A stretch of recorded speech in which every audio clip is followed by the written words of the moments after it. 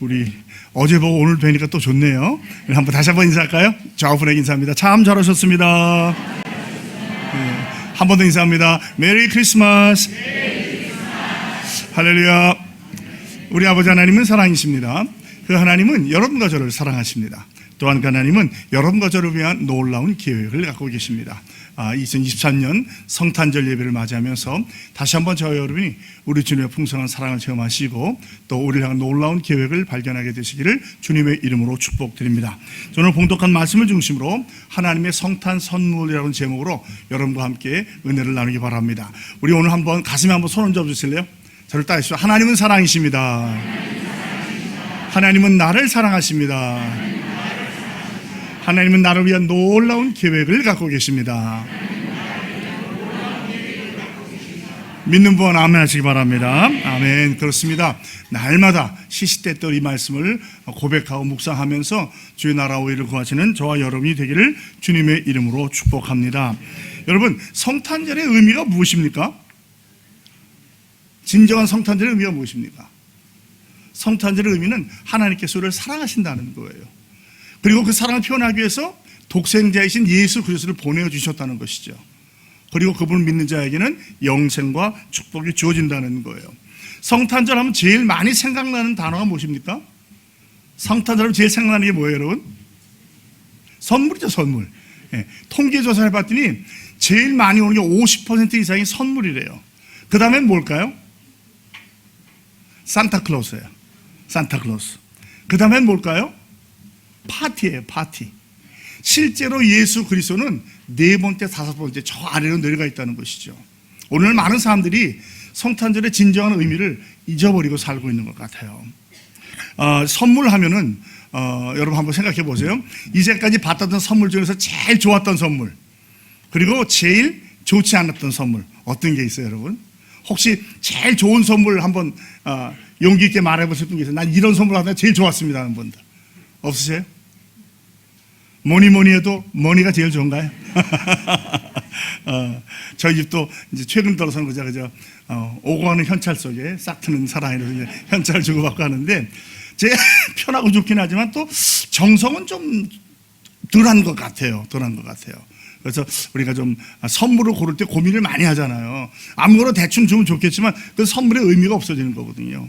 그래서 선물을 생각할 때는 우선 가치를 생각하고 받는 사람에게 의미가 있는 선물인가 아닌가. 아무리 좋은 선물이라도 나한테 별로 의미가 없다면 열어보거나 또는 열어보지 않고 옆으로 놔두는 것이죠. 그래서 어떻게 하든지 맞는 걸 해요. 비밀인데 벌써 나왔네. 돌아온 토요일 날 우리 교육자리 또 성탄절과 연말연서 선물 교환을 해요. 저희는 이제 너무 크지 않게 한 10,000원 조금 적다 플러스 마이너스 해가지고 선물 교환하는데, 마음이죠, 마음. 그래서 우리가 그걸 뭐라고 하죠? 마니또 누구를 이제 다 정해가지고 이제 기도하면서 선물하게 됩니다만은, 이 선물이라고 해서 항상 우리 마음에 큰 기쁨과 평강을 주죠. 중요한 것은 이 성탄절 선물을 주는 전통이 어디서 시작될게요? 하나님이 예수님을 선물로 주신 데서 시작한 거예요. 그러니까 그냥 선물 교환 파티가 아니라 그 선물을 감사하면서 은혜를 나누다 보니까 우리도 좀 그 작은 선물을 나누자라고 해서 시작된 게 성탄절의 선물입니다. 즉 성탄절의 진정한 선물은 어떤 물건이 아니라 사람이신 예수 그리스도가 우리에게 가장 귀한 선물이고, 그분이 우리의 구세주가 되고 그분을 믿으면 우리가 영생과 복을 누린다는 것이죠. 이것이 성탄절의 가장 핵심적인 의미입니다. 여러분 혹시 선물 속에 선물이 있는 거 보셨어요? 선물을 받았는데 열어보니까 또 있고 열어보니까 또 있고 그런 거 있잖아요. 그 러시아의 선물에 마트로시카라는 게 있어요. 제가 그걸 가져왔어요. 요건데 이게 하나지만 열어보면 또 하나가 있어요. 자, 몇 개나 넣는지 볼게요. 자, 또 하나 열면 또 하나가 있어요. 또 하나 열면 또 하나가 있어요.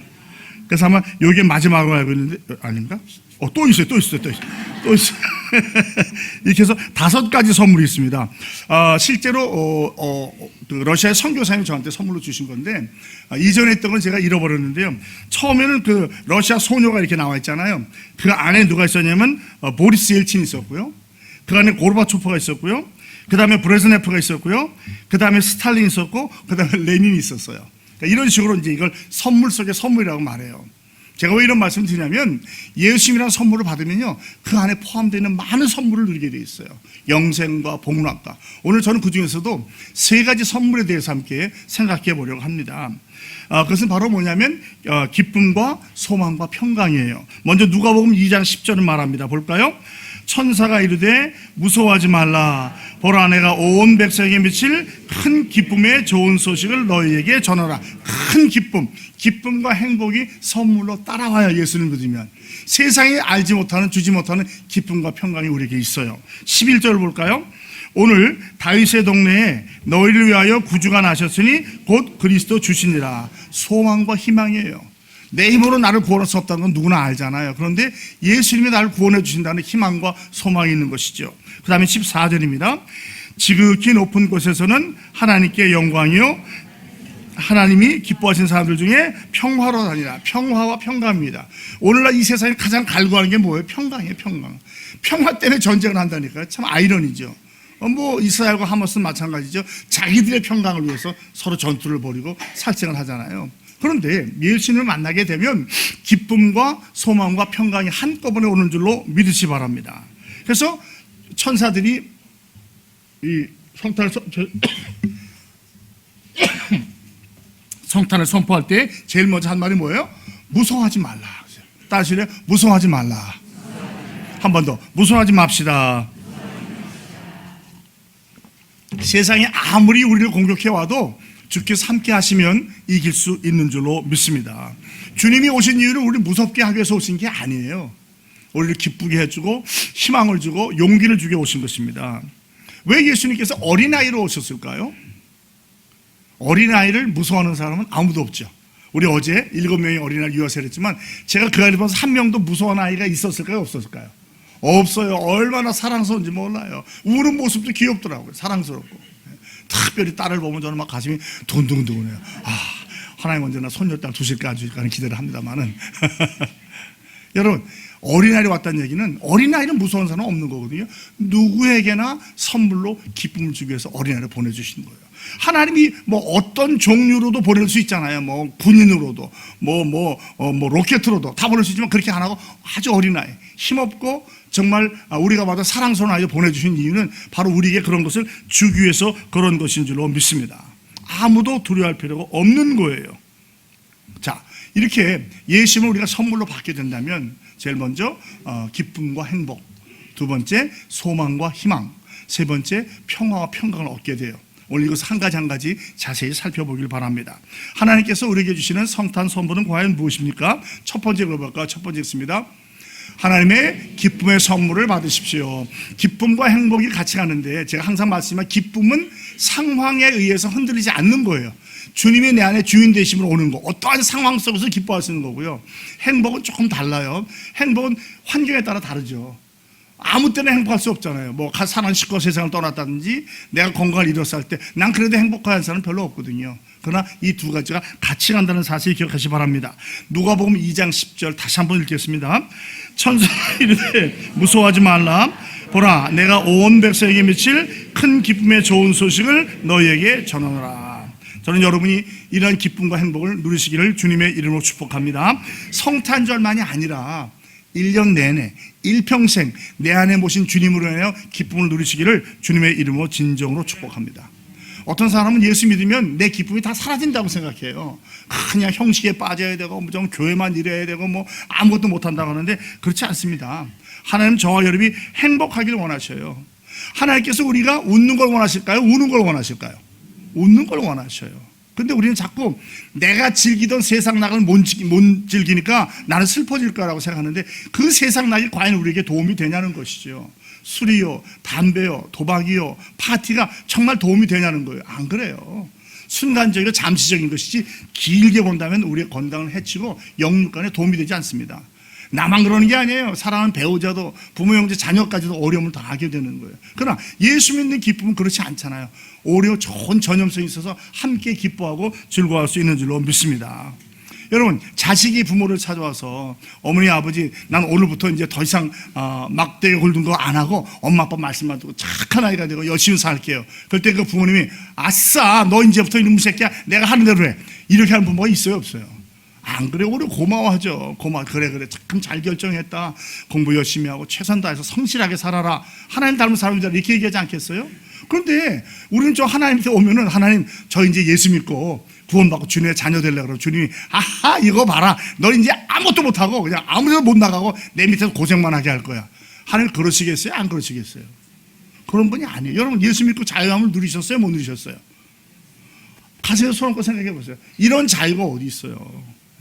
세상처럼 낙은 못 누릴지 몰라도 그 안에 기쁨은요 사람들이 부러워한다니까요. 제가 말씀드리잖아요. 종종은 아니죠. 가끔가다 1년에 한두 번 정도 초등학교, 중학교, 고등학교 동창회에 가보면 그 친구들이 성년회 한 100여 명이 모여요. 누굴 제일 부러워하게 해요? 송 목사를 제일 부러워해요. 제일 가진 것도 없는데 야 너는 어떻게 보면 이렇게 행복해 보이냐? 네 얼굴 보면 좀 미안해. 네 얼굴 보면 부처님 보는 것 같아 이러더라고요. 가진 게 많아요. 뭐 자랑할 게 있어요. 그런데 무언가 느끼는 게 있는 거예요. 자기들은 즐긴다고 해요. 막 그냥 뭐 독주 마시고 그런데 가깔까 그러겠지만 그 안에 있는 공허함과 허탈감이 나타나게 돼 있어요. 저는 그런 건 없을지라도 흔들리지 않거든요. 편안하게 앉아있고 또 몰래 기도하라고 기도받으러 와요. 어떤 친구는 화장실 앞으로 송 목사 나 몸무게 안 숙였는데 안 숙여도 뜨겁게 안 숙여도 됩니다. 그 술 다 차려놓고 식사 기도 때는 꼭 제가 해야 돼요. 전화가 와요. 송 목사 이번에도 꼭 와서 축복 기도해줘. 제가 가요. 왜냐하면 그 아이들한테 복음을 전하는 기회가 되고 많은 교회 그 아내들이 예수 믿는 사람이 많아요. 또 와서 상담도 하고 고마워하고 그러거든요. 여러분 이거 무엇 때문에 그런 거예요? 제가 잘나서 그래요? 아니에요. 예수님 때문에 그 주님이 안에 계시니까 잔잔하게 흐르는 기쁨이 안에서 저절로 흘러나오는 거예요. 여러분에게도 그런 기쁨이 넘치기를 주님의 이름으로 축복합니다. 여러분 안 그런 것 같지만 예수 안 믿는 사람 여러분을 보면 그걸 느껴요. 저 사람 뭔가 다르다. 그렇게 많이 가진 것 같진 않은데 왜 저렇게 편안해 보이지? 왜 저렇게 행복해 보일까? 예수님 때문으로 믿으시 바랍니다. 그리고 그 주님을 우리가 전해야 하는 줄로 믿습니다. 예수 믿고 불행해지는 거 아니에요. 행복해집니다. 잘 됩니다. 그리고 그것을 우리가 전하는 특권을 갖게 되는 거예요. 이 첫 번째 선물이 기쁨과 행복이에요. 요한복음 10장 10절 볼까요? 도둑이 오는 것은 도둑질하고 죽이고 멸망시키려는 것뿐이요 내가 온 것은 양으로 생명을 얻게 하고 더 풍성히 얻게 하라는 것이라. 예수님께서 하신 말씀이에요. 여러분 풍성한 삶을 누리시기를 주님의 이름으로 축복합니다. 기뻐하시고 행복하시고 여러분 삶을 즐기시기 바랍니다. 나쁜 뜻이 아니라 건강한 의미에서 즐기시는 저와 여러분이 되길 바랍니다. 주님은 우리가 우리의 인생을 낭비하기를 원치 않으셔요. 의미 있고 보람 있고 행복하게 살기 원합니다. 그리고 이 성탄절을 맞이해서 예수님 다시 한번 보시면서 여러분의 기쁨과 행복이 넘치기를 예수 그리스도의 이름으로 축복합니다. 두 번째 선물이 무엇입니까? 읽어볼까요? 하나님의 소망의 선물을 받으십시오. 소망과 희망도 조금 달라요. 소망은 좀 더 신앙적이라고 한다면 희망은 조금 세상적이죠. 그러니까 뭐 예수 안 믿어도 희망을 가질 수 있잖아요. 그래서 우리가 말하는 소망은 신앙인으로서 하나님 안에서 미래를 바라보고 소망하는 것이죠. 11절 말씀 같이 읽어볼까요? 오늘 다윗의 동네에 너를 위하여 구주가 나셨으니 곧 그리스도 주시니라. 내가 나를 구원하려면 얼마나 힘들겠어요. 자수성가해 보면 알겠지만 그 결코 쉬운 일이 아니거든요. 하나님이 함께 해주시는 거예요. 그래서 소망을 갖고 살아가는 것이죠. 얼마 전에 받은 크리스마스 카드에 이런 말이 있었어요. 만일 우리의 가장 큰 필요가 지식이었다면 하나님은 우리에게 교육자를 보내어 주셨을 것입니다. 만일 우리에게 가장 큰 필요가 기술이었다면 하나님께서는 우리에게 과학자를 보내어 주셨을 것입니다. 만일 우리의 가장 필요가 재물이었다면 하나님께서는 우리에게 경제학자를 보내어 주셨을 것입니다. 만일 우리에게 가장 큰 필요가 쾌락이었다면 하나님께서는 우리에게 예능인을 보내어 주셨을 것입니다. 그러나 우리의 가장 큰 필요가 바로 죄사함이었기 때문에 하나님께서는 우리에게 구세주 예수를 보내어 주신 것입니다. 믿습니까?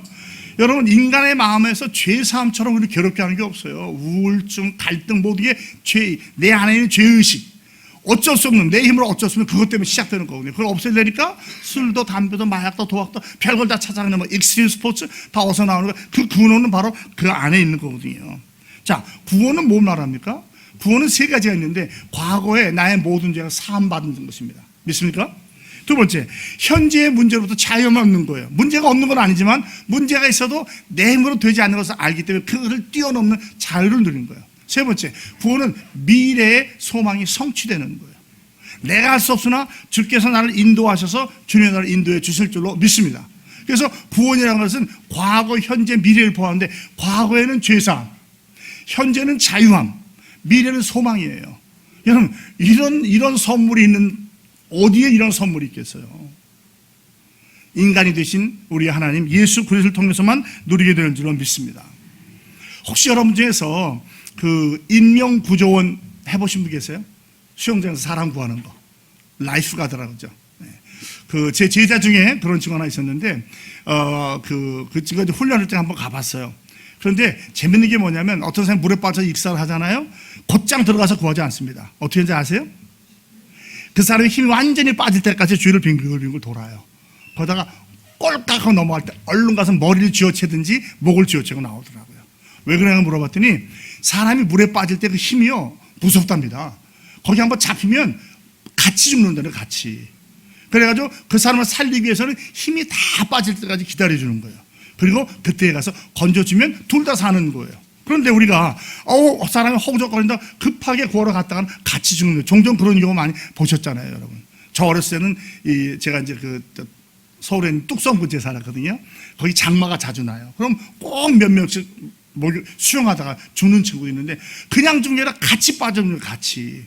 구한다고 덜컥 들어갔다가 턱 잡히면 아무리 수영을 잘해도 못 빠져나옵니다. 생명이 걸려 있으니까. 우리 주님께서는 그렇게 하셔요. 우리에게 구원의 선물을 주시잖아요.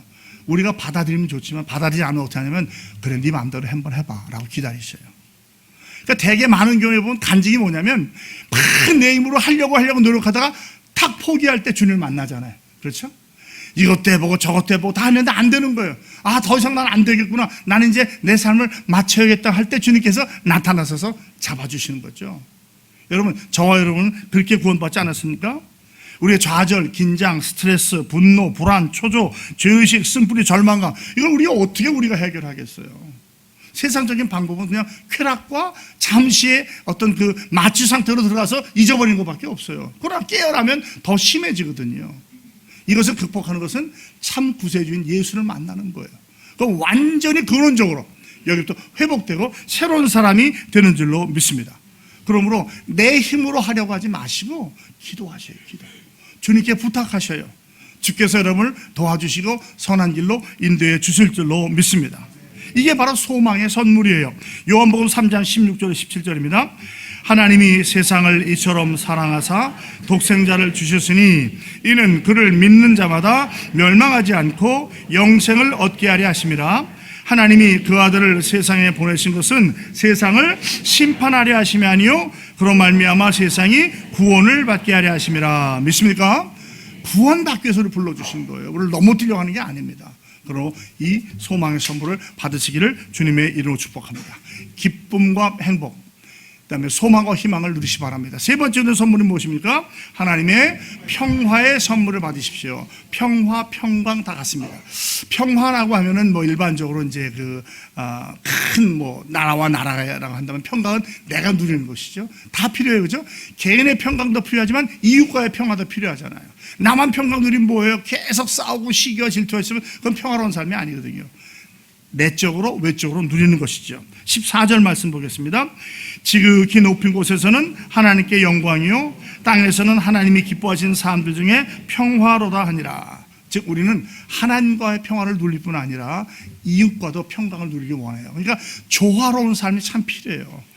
우리 그런 말 좀 너무 튀지 마라는 말 있잖아요. 상당히 일리가 있는 거예요. 물론 악한 세상에서는 신앙을 지키려면 튈 수밖에 없지만 그렇지 않은 경우는 조화를 이루는 게 좋아요. 아무리 색깔이 좋고 예뻐도요 주위와 조화가 안 되면 아주 이상해 보이거든요. 같이 분위기와 보조를 맞춰가는 거예요. 우리 그런 말 하죠. 저 사람 분위기 몰라. 분위기 파악을 못하려. 그게 무슨 뜻이에요? 조화를 이루지 못한다는 거예요. 그러니까 세상은 자꾸 내가 튀어나오려고 그러잖아요. 잘 보려고 하는데 그러다 보면 되게 어떻게 돼요? 그런 사람들이 정에 많이 맞아요. 그런 사람들이, 못한 사람들이. 그러나 분위기를 잘 맞춰주면 하나님께서 기뻐하시고 모든 사람이 기뻐하는 거예요. 하나님과 먼저 바른 관계, 즉 예수를 구세주로 모시는 관계를 맺으시고 이웃과는 사랑의 관계를 이루시기 바랍니다. 이게 바로 주님이 두신 두 가지 대계명이죠. 하나님을 사랑하고 이웃을 내 몸처럼 사랑하는 것, 바로 이것이 주님이 주신 계명입니다. 이게 화해입니다. 성탄의 계절에 가장 필요한 것 중에 하나는 뭡니까? 화해와 평화라고 생각을 해요. 내 안에 용서하지 못하는 사람, 뭔가 좀 꺼리팅한 사람이 있다면 예수 그리스도의 이름으로 용서해 주시고 풀어주시기를 주님의 이름으로 부탁드립니다. 여러분, 내가 묶고 있다고 해서 그 사람이 묶인 게 아니에요. 누가 묶인 거예요? 실제 묶인 사람은? 내가 묶인 거예요. 내가. 그것 때문에 제한을 받고, 그것 때문에 자유를 누리지 못하고, 그것 때문에 생각하는 거예요. 그 사람은 실제로 나한테 무슨 잘못을 했는지도 모를 수도 있다니까요. 그냥 룰루랄라고 잘 지내는데 나 혼자 그냥 알망 그냥 속을 썩이면서 그냥 괴롭히겠다는데, 그렇지 않아요. 여러분, 진정한 자유는 내 안으로부터 나오는 거예요. 그 사람을 풀어주십시오. 자유롭게 해주십시오. 그러면서 여러분 안에 큰 기쁨과 평강을 누리기 바랍니다. 고린도후서 5장 18절에 19절입니다. 모든 것이 하나님께로서 났으며 그가 그리스도로 말미암아 우리를 또 우리에게 직분을 주셨으니 곧 하나님께서 그리스도 안에 계시사 세상을 자기와 화목하게 하시며 그들의 죄를 그들에게 돌리지 아니하시고 화목케 하는 말씀을 우리에게 부탁하셨느니라. 여기 화목이라는 말이 두 절 안에 4번이나 나와요. 4번. 이 피스, 평강이라는 게 그렇게 중요한 거예요. 아유, 목사님 무슨 소리. 그 인간은 절대로 용서 못해요. 나한테 준 상처, 우리 어머니 아버지 절대로 용서 못해요. 내 자식들 그거 나 버린 놈을 용서 못하겠습니다. 직장에서 이웃이 친구가 나를 배신한 거 용서 못해요. 하지만 그렇게 하면 할수록 여러분은 고립되고 여러분이 영적으로 육적으로 무너지는 거예요. 풀어주십시오. 하나님께 맡기십시오. 그리고 여러분은 여러분의 삶을 사시기 바랍니다. 여기에 묶여있는 한 나는 앞으로 전진할 수 없어요. 묶여지는 거예요. 오히려 뒤로 갈 수밖에 없는 겁니다. 풀어주십시오. 그리고 여러분의 삶을 사시기 바랍니다. 한 번밖에 없는 삶을 그런 것 때문에 고민하다가 쓰러지고 넘어지면 얼마나 안타깝겠어요. 주님께 맡기시기 바랍니다. 저는 종종 그렇게 해요. 제 마음에도 용서하기 어려운 사람이 있을까요? 없을까요? 있어요. 저도 사람이니까. 이유 없이 막 그냥 모함을 한다든지 말도 안 되는 하면 막 답답해요.